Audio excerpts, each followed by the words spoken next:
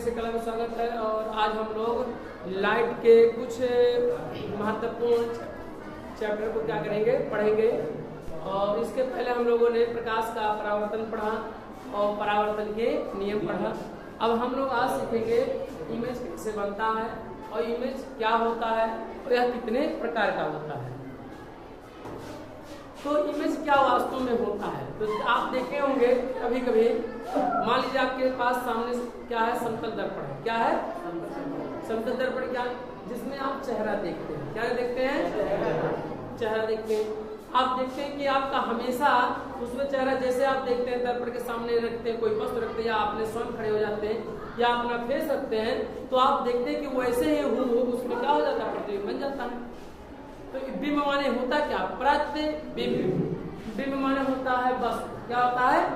और प्रत माने होता है उल्टा। लेकिन यहाँ उल्टा का मतलब ये नहीं है कि ऐसे इस तरह से तो ऐसे उल्टा हो जाए, इसका मतलब विपरीत साइड में उसके क्या हो जाए, प्रतिबिंब क्या हो जाए, बन जाए। दर्पण के विपरीत साइड माने दर्पण सामने है तो प्रतिबिंब कैसा, तो उधर बनना है आपका। वहां से लिया गया क्या, प्रतिबिंब, जिसे कहा जाता है प्री इमेज भी कहा जाता है। क्या कहा जाता है? तो प्रतिबिंब क्या होता है, सुनिए ध्यान से।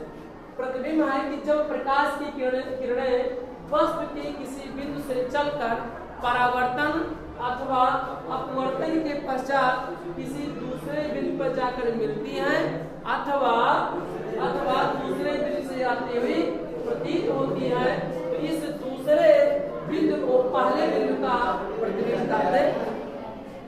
इसको यानी परिभाषा को समझिए। कारक किसी बिंदु से होकर चलने वाली प्रकाश की किरणें, मान लीजिए आपके सामने हम खड़े हैं और हमारे सामने कोई वस्तु रखी है, मान लिया जाए। अब परावर्तक होगा आपके सामने, ऐसे देख रहे होंगे यहाँ पर परछाई बन रहा होगा या पीछे से हमारे हाथ का परछाई बन रहा है।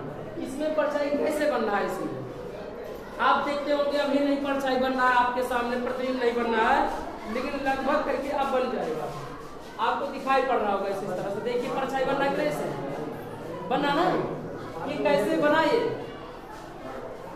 ये कैसे जो इमेज बना, ये कैसे बना, ये इमेज का परिभाषा। तो क्या कहा गया कि जब प्रकाश की किरणें वस्तु के किसी बिंदु से चलकर, ये जो प्रकाश की किरणें है ना, इसकी प्रत्येक सतह से यहाँ से प्रकाश की किरणें होंगे टकरा कर क्या कर एक बिंदु पे जाकर क्या कर रही है, मिल रही है। और जिस बिंदु पे जाकर चाहे परावर्तन के पश्चात मिले और चाहे अपवर्तन के पश्चात, आपको मन में चला होगा कि अपवर्तन क्या है। अपवर्तन कुछ है नहीं, अगला टॉपिक है इसके बाद, तो अपवर्तन के बारे में सीखने थोड़ा सा जान लेते हैं। जब प्रकाश एक वस्तु से दूसरे वस्तु में जाती है तो वह अपने मार्ग से विचलित हो जाती है और इसी घटना को प्रकाश का क्या कहते हैं, अपवर्तन कहते हैं।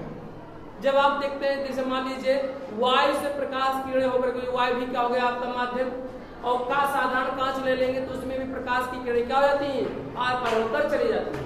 तो जाना चाहिए सीधे, लेकिन सीधे जाएंगी नहीं, वो अपने मार्ग से क्या हो जाएंगे, विचलित हो जाएंगे। और विचलित होने की इसी घटना को प्रकाश का अपवर्तन कहते हैं। तो चाहे अपवर्तन के पश्चात प्रतिबिंब बने और चाहे परावर्तन के पश्चात, कहीं वास्तव में जाकर या तो मिलती हैं अथवा आती हुई क्या होगी, प्रतिबिंब। जैसे मान लिया जाए आपके सामने एक ऐसे दर्पण हम बना दें, क्या बना दिए, दर्पण बन गया। इसके सामने कोई वस्तु आपके सामने रख दिया जाए से, तो आप देखेंगे इसी का प्रतिबिंब जैसा है वैसे क्या होता है, बन जाता है सामने। कैसे चला, इस प्रकाश की किरणें क्या होगी, परावर्तन के पश्चात किसी बिंदु पर जाकर क्या होती है, मिलती है।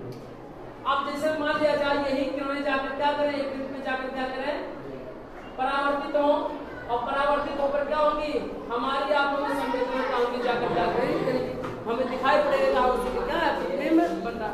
तो परावर्तन का यही से हो रहा, दर्पण है हमारे सामने, शीशा यदि होता तो वहां पर हो जाता। अभी यहाँ इसको पहले प्रतिबिंब बनाए थे, यहाँ पर इससे प्रकाश की किरणें वहां से क्या हो रही है, परावर्तन हो रही है। परावर्तन होकर हमारी आंखों में क्या कर रही है, संवेदना जागृत कर रहा है, ओंकार के यहाँ वहां पर प्रतिबिंब बना है वहां पर।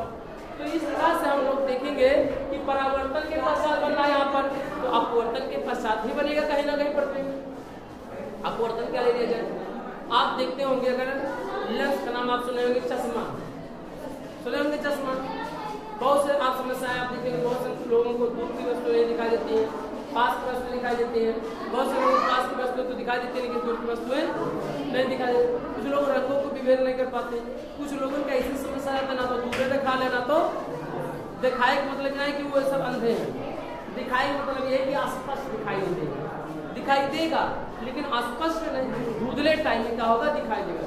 पास की वस्तु रख देंगे तभी धुंधला दिखाई देगा, जो दूर रहेगा बहुत ज्यादा तभी क्या होगा, वो धुंधला रहेगा, दिखाई देगा व्यक्ति को। तो इसका मतलब है कि तभी आप एक चश्मे का उपयोग करते हैं और चश्मे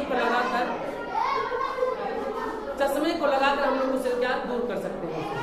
तो जिस चश्मे में वो प्रतिबिंब कैसे बनता है, तो हम प्रतिबिंब बनाना लेंस द्वारा पढ़ेंगे अगले चैप्टर में, ठीक है। परंतु मान लीजिए कोई लेंस होता है, तो लेंस होकर प्रकाश की किरणें होकर क्या होंगी, आर पार होती और जाकर किसी बिंदु पे जाकर क्या होती, मिलती। जिस बिंदु पे जाकर मिलती वही प्रतिबिंब का क्या होता है, निर्माण होता है। अर्थात वही भी क्या होगा, प्रतिबिंब क्या होगा, बनेगा। तो वही प्रतिबिंब है किसी, चाहे अपवर्तन के पश्चात हो और चाहे परावर्तन के पश्चात। अपवर्तन के पश्चात या परावर्तन के पश्चात क्या होगी, किसी दूसरे दिन से आती हुई या तो वास्तव में जाकर मिलेंगी और या तो आती हुई क्या होगी, प्रतिबिंब। तो जहां वास्तव में होकर जाती हैं, वास्तव में मिलती हैं, वास्तव में जहां वास्तव में मिलती हैं, कई बार वास्तव में सही है ना, केवल आभास होते हैं। जैसे मान लो जैसे आज आभास में होता है, कोई लोग कहें नहीं तो आज आभास से कोई बात नहीं है, उन्हें आभास की बात है। लेकिन वास्तव में रियल आज कहाँ है, आज बहुत गर्मी हमें सब कहीं गर्मी है। तो क्या हो गया, वो रियल कहा जाएगा। क्यों, कुछ लोगों का ठंडी है तो गर्मी छिटकत बहुत ज्यादा जाए बटे घर है, तो सामान्य नियम मतलब वही है। तो वास्तव में अगर प्रकाश की किरणें परावर्तन अथवा अपवर्तन के पश्चात तो वास्तव में अगर कहीं मिलेंगी तो वहां पे क्या होगा, वास्तविक प्रतिबिंब बनेगा। और जहां केवल हमें आती हुई प्रतिबिंब, केवल हमें क्या हो, आभास हो, केवल क्या हो, केवल हमें ऐसा हो नहीं वास्तव में, केवल हमें आभास हो, तो वहां पे क्या होगा, आभासी प्रतिबिंब। इस आधार पर देखा जाए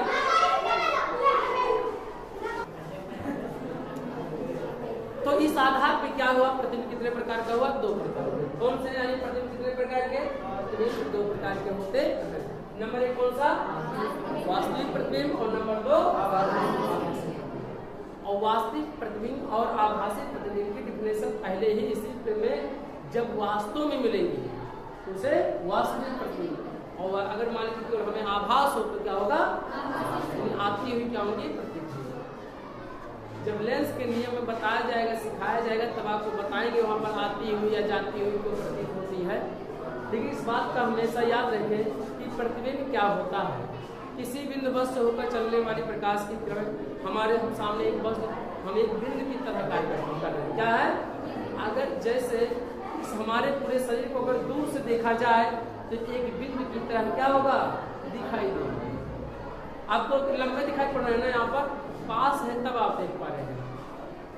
अगर यही दूर होते तो हम कैसे दिखाई देते हैं, गोल एक बिंदु की तरह आपको दिखाई देगा।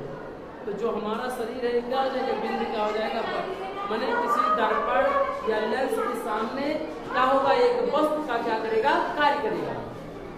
इसीलिए कहा जाता है बिंदु वस्तु कहा जाता है। उसके सामने वस्तु का कार्य करेगा। हमारे शरीर से के सतह से प्रकाश की किरणें होकर क्या होंगी, किसी सतह पे जाकर क्या होंगी, मिलेगी। चाहे परावर्तन के पश्चात मिले और चाहे अपवर्तन के पश्चात मिले।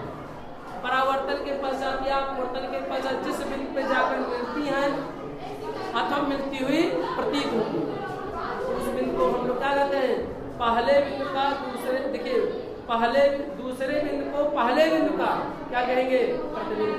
क्या कहते हैं, उसी को हम अंग्रेजी में क्या कहेंगे, इमेज कहेंगे। प्रतिबिंब कितने प्रकार का होता है, तो प्रतिबिंब दो प्रकार का होता है।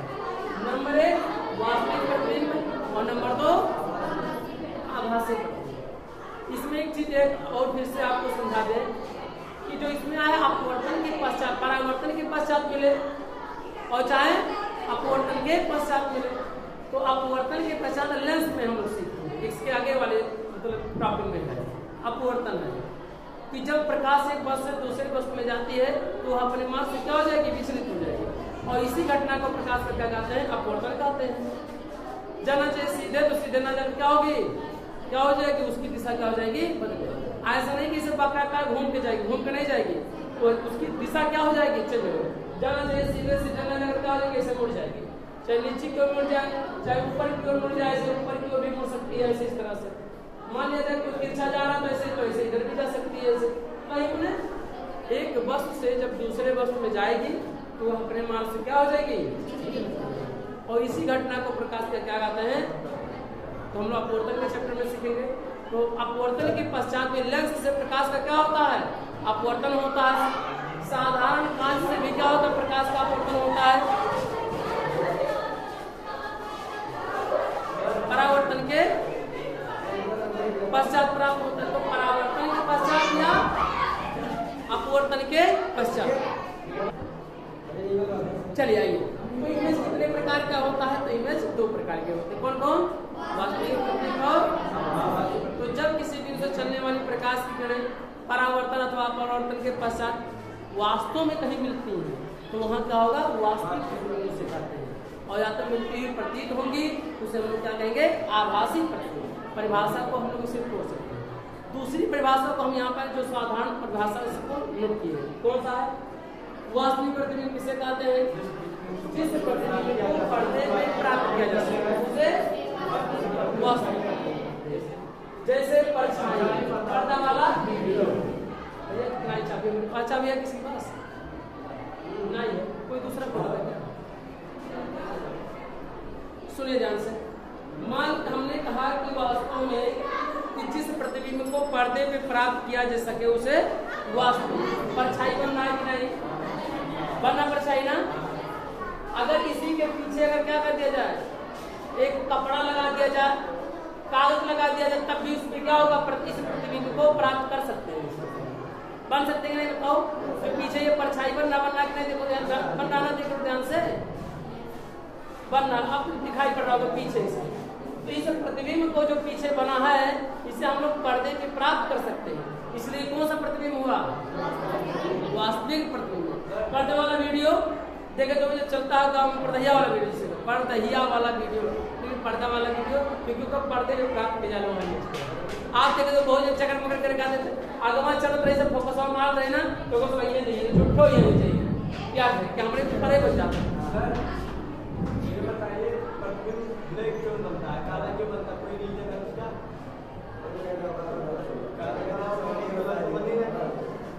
जिस प्रतिबिंब को पर्दे में प्राप्त किया जा सके उसे वास्तविक प्रतिबिंब। तो जैसे क्या हुआ, परछाई क्या होगा, वास्तविक।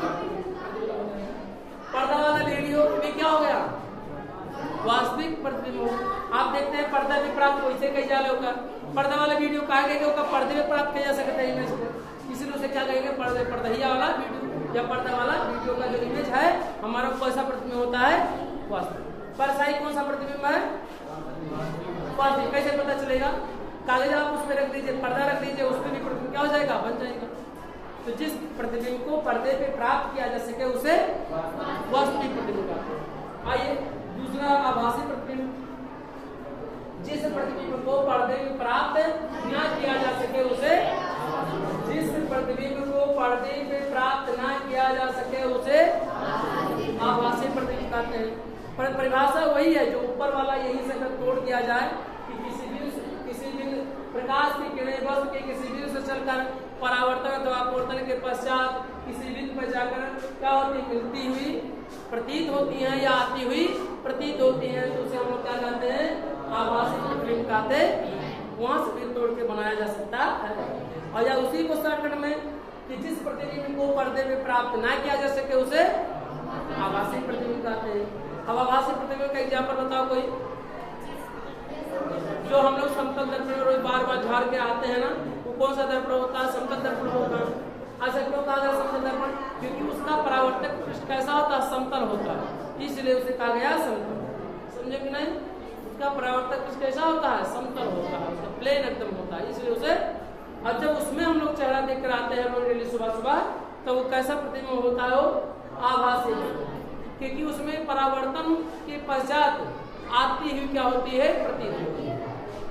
वास्तव में मिलती नहीं है, आती हुई क्या होती है, प्रतीत होती है। और आती हुई प्रतीत होंगी तो उसे हम लोग क्या कहेंगे, और उसे हम दूसरी परिभाषा में कह सकते हैं, जिस प्रतिबिंब को पर्दे पे प्राप्त किया जा सके उसे हम लोग क्या कहेंगे, वास्तविक प्रतिबिंब। और जिसे प्राप्त ना किया जा सके उसे आभासी प्रतिबिंब प्राप्त किया जाएगा। तो आभासी प्रतिबिंब किसे कहेंगे,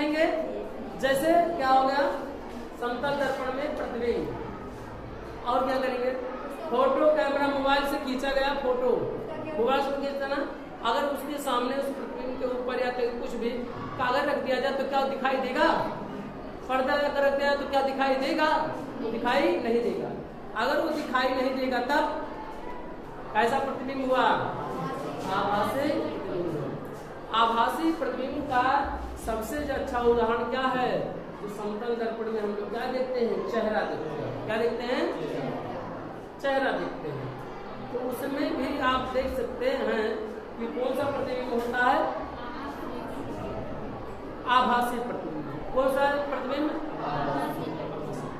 जो सामने चेहरा हम लोग रोज डेली सुबह सुबह देख के आते हैं ना, कभी गोलीय दर्पण में भी प्रतिबिंब कैसा बन जाता है? जब दर्पण की बात आएगा, पढ़ेंगे हम लोग परावर्तन के, तो वहां से हम लोग मतलब विशेष रूप से पढ़ेंगे दर्पण के प्रतिबिंब को सीखेंगे। परंतु यहाँ इमेज आया है तो पहले इमेज की बात करेंगे। तो इमेज की बात अगर करेंगे तो ये तो पता होना चाहिए कि इमेज कितने प्रकार का होता है।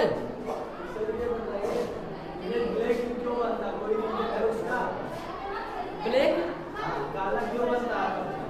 प्रतिबिंब किस चीज का? किसी भी चीज का, वस्तु का प्रतिबिंब काला क्यों बनता है? कहाँ बनना? दर्पण में कहाँ काला बनना? तो जिस प्रतिबिंब को प्राप्त किया जा सके उसे हम लोग क्या कहेंगे? वास्तविक प्रतिबिंब। और